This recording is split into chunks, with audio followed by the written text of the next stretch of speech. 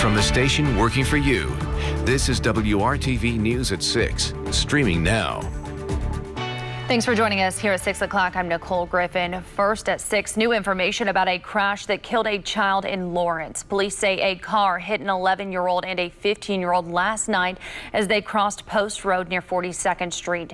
The younger child died and the teen is in serious condition but is expected to survive.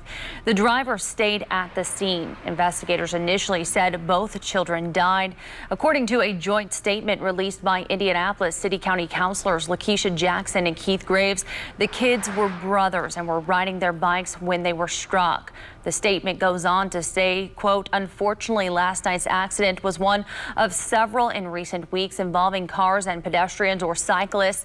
We implore motorists in our district and across the city to slow down and be extra careful, to look out for your neighbors on foot or bicycles." Metro Police say at least 11 people have been injured in shootings since 8 o'clock Friday evening. That includes a triple shooting at around 5 o'clock this morning on Wheeler Street near Washington Park on the northeast side. While the injuries in that case are reportedly not life-threatening, Indianapolis is experiencing record homicides this year. So far, no word at this hour from the Big Ten. University presidents were scheduled to meet today to hear a presentation about playing football in the fall after all, possibly as soon as mid-October. The conference has been under intense pressure to play ball after the presidents voted to postpone fall sports due to COVID concerns. For the past several months, the Colts have been operating on the fly. Training camp stayed at the team complex, no preseason games. But one way or another, the NFL regular season is starting on time. A rocky start for the Colts with another frustrating week 1. Brad Brown has the recap. Jacksonville was the only NFL stadium hosting fans on this first Sunday of the regular season. Roughly 17,000 watching the opener. Phillip Rivers playing his first game in a Colts uniform. The 38-year-old quarterback came out with an aggressive start to the offense. The first drive of the season would end with a touchdown. Nyheim Hines breakthrough for the first score and a 7-0 Indy lead. Hines would add a second score in the second quarter. It would also be Rivers' first touchdown pass as Colts quarterback. Indy took a 14-7 lead with that one. As for Rivers, he put up some impressive numbers on Sunday, but interceptions proved to be a problem. His first of the day throwing into traffic got picked off by rookie C.J. Henderson. That would lead to Jacksonville's first touchdown. Rivers threw another INT early in the fourth quarter, but caught a huge break with a defensive penalty against the Jaguars. Colts managed a field goal out of that one. They took a 3-point lead. Speaking of field goals, new kicker Rodrigo Blankenship making his Colts debut. He closed out the first half with his first make. That put the Colts in front when they headed to the locker room. A third quarter kick, though, may have been tipped at the line. It went off the left upright and no good. The game would ultimately come down to the fourth quarter. Jacksonville taking their first lead of the game with just under 6 minutes to go. Gardner Minshew throwing his third touchdown of the afternoon. Jaguars went up 24-20. On the next possession, Rivers gets picked again. Jags got great field position out of that turnover. The Indy D would hold to just a field goal and kept the margin at 7. Colts get another drive just under 3 minutes to go, but the Jacksonville defense was up to the challenge. Rivers passed to T.Y. Hilton, batted down by Henderson on fourth down, and the Colts lose in week 1 again. 7 straight, 10 times in the last 11 years they start 0-1 as Jacksonville comes away with a 27-20 win. We came down here, felt like we were ready to go in all 3 phases, and just hurt ourselves. Hurt ourselves was offensively with some penalties and some miscues here and there. Obviously got off to a fast start, made a lot of, had a lot of yards in the passing game, made a lot of plays, throughout the game, but not enough to win the game. You can call us frustrated a little bit because we expected to win the game and in a lot of ways probably should have. But the guys are, we got a lot to be excited about. We just got to put our head down and keep working, and we're in this thing for the long haul.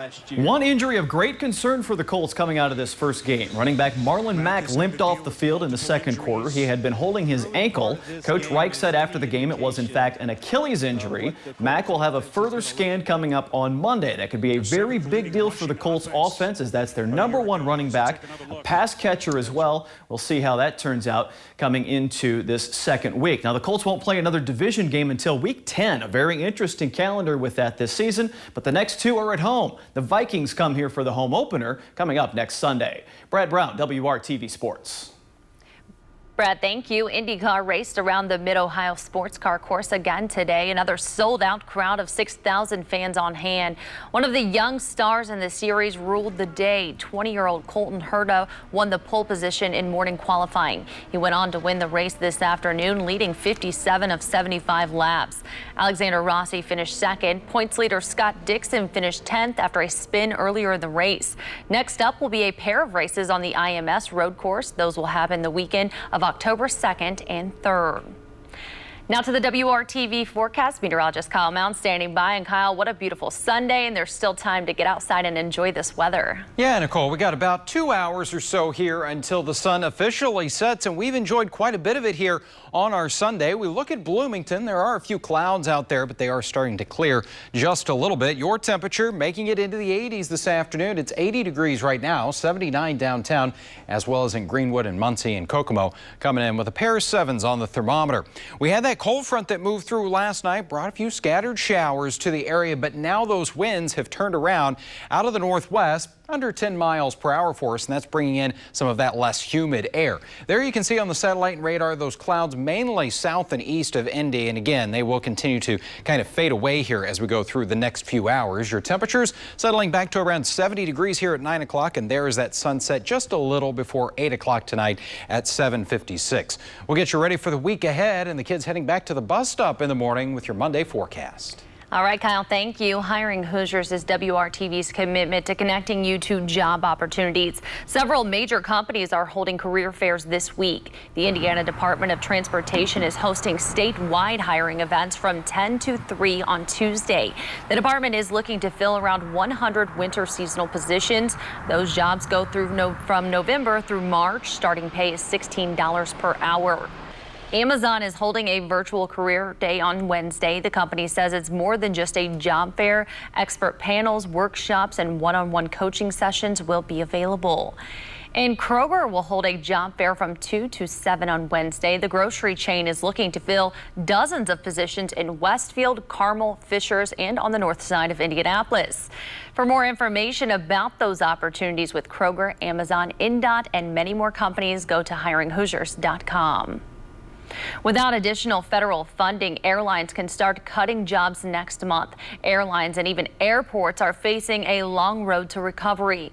The executive director of the Indianapolis Airport Authority tells WRTV right now business is at about 35% of the numbers seen in 2019.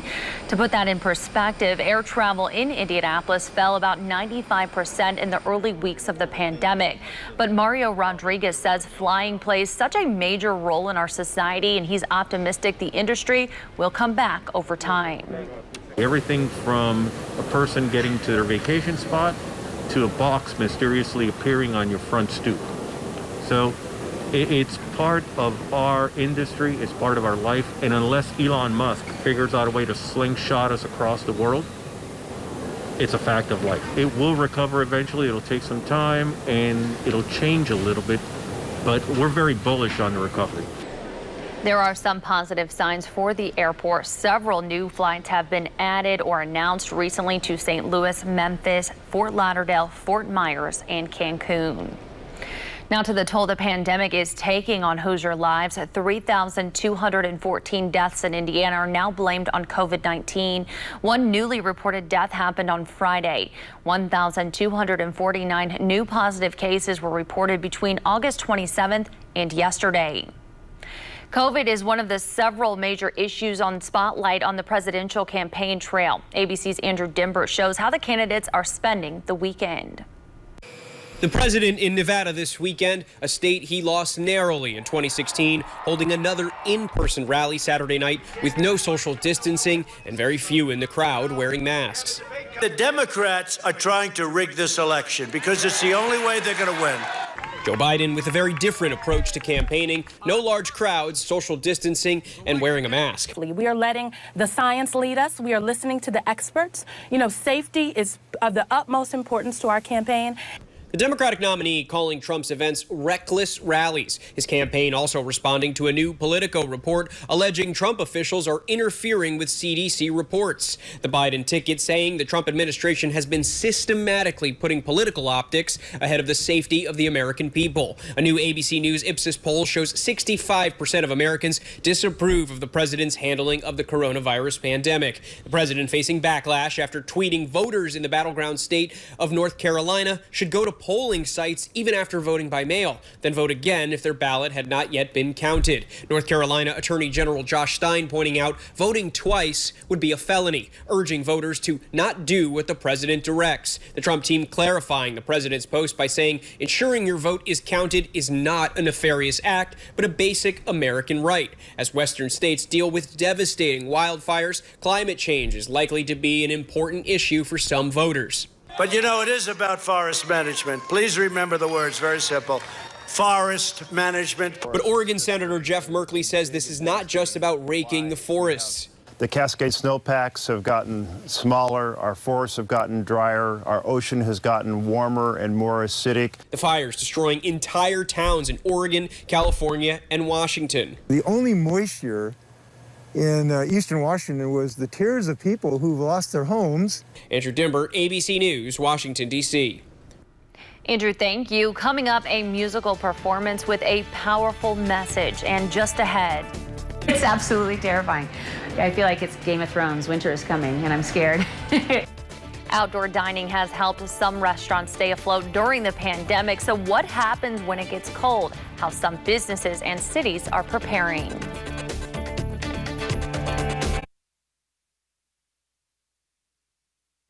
Welcome back to the news at 6, and we're putting the wraps here on a pretty nice Sunday across central Indiana. Those temperatures this evening running just a little bit cooler than they were this time yesterday, and that puts many locations in the 70s. It's 79 downtown, but we do have a few 80s out there, right at 80 in Bloomington, 84 in Bedford and Connorsville, coming in at 81 degrees. But tonight with those clear skies and lower humidity, it's going to be cooler out there for the kids at the bus stop. 54 degrees in Peru Monday morning, 57 in Indy and 56 in Bloomington. Can't rule out a little bit of patchy fog. Shouldn't be all that thick though as we go into the morning hours, and our Monday will be filled with lots of sunshine, so you are going to need those sunglasses there. Temperatures still in the 50s at 8 a.m., but as we get through the morning, we'll see those numbers rising to around 66 degrees here as we get to the lunch hour, right around 70 degrees for you, and numbers with sunny skies will top out middle to upper 70s across much of the Hoosier state here. A little cooler than that in Marion at 73. We'll still be around 74 though in Logansport and Kokomo.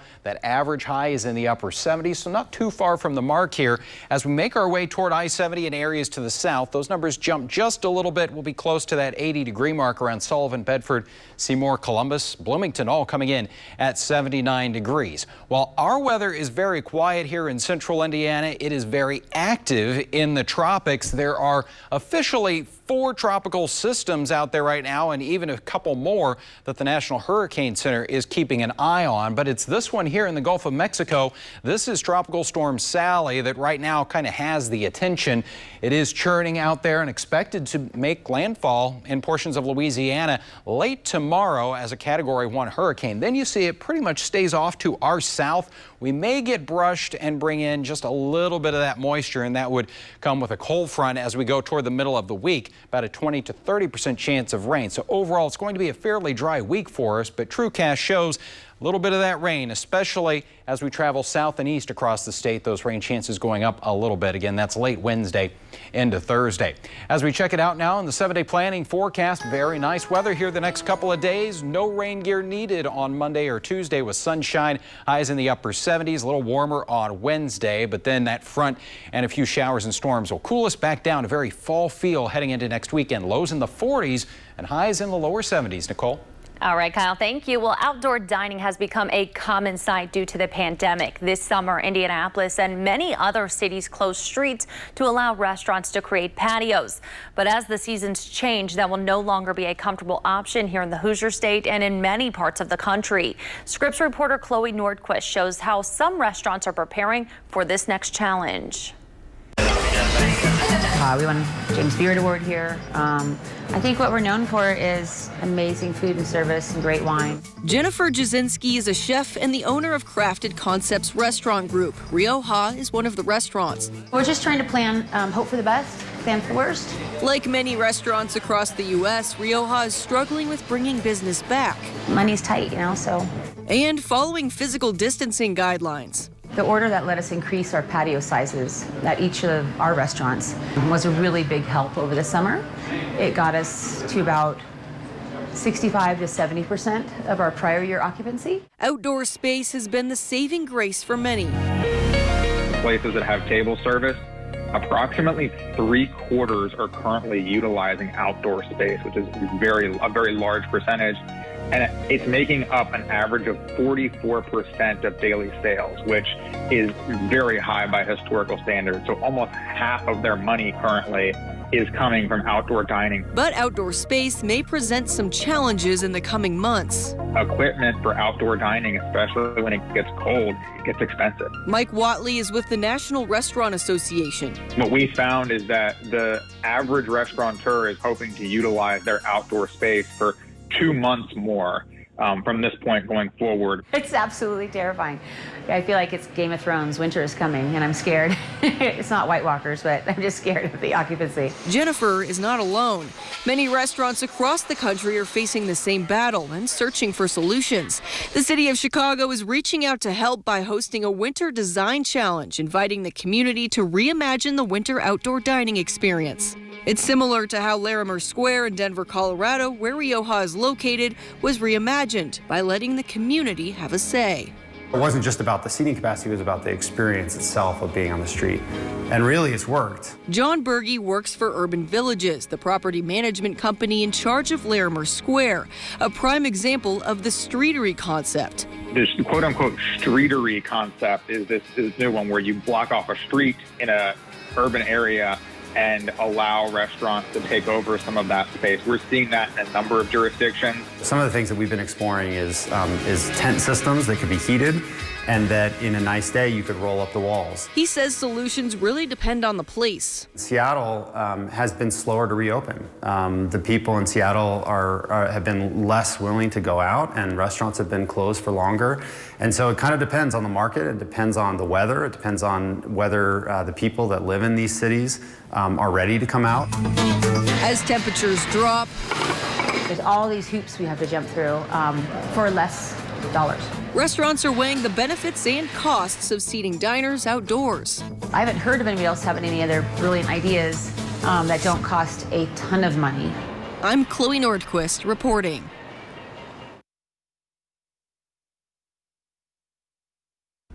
Today, the Performing Arts Conservatory finished a musical production with a very loud and powerful message about suicide prevention. WRTV's Troy Washington explains. Since last year, these 6th to 12th graders have been hard at work on a community service project that could change and even save lives. We've been working on an initiative for teenage suicide prevention. The name of our musical production is 1 in 5. That's the actual number of youth that contemplate or attempt suicide in Indiana. 1 in 5. Today, the group finally filmed their production. It's a hush-hush topic, and we don't want it to be that way. We need everyone to know it's okay and it's safe to go to someone who cares about you and who wants to see you safe and live a healthy life. The play itself is an original with a gripping life-saving twist at the end. You have reached the National Suicide Prevention Lifeline, also servicing the Veterans Service Line. If you are in emotional distress or suicidal crisis or are concerned about someone who might be, we are here to help. The kids, they wrote the production, they've been performing, they've been rehearsing the production, actually since March of this year. All for the grand finale of sending a strong message to anyone watching. We're really excited to be able to put a message out, hopefully, that will help people, particularly teenagers, in the Indianapolis and Indiana metro area to feel safe, to know that there's hope, and that the pain really will end. Working for you in Carmel, Troy Washington, WRTV. Troy, thank you. If you or someone you know is struggling, the National Suicide Prevention Lifeline provides free and confidential support 24/7. The number is 1-800-273-8255. We'll be right back. Sunny skies leading the way into the week ahead here, both Monday and Tuesday. Lots of sunshine, highs in the upper 70s. A little warmer on Wednesday. That comes with our next chance for showers and storms. Kyle, thank you. And thank you for joining us. We'll see you back here tonight at 11. Have a great night.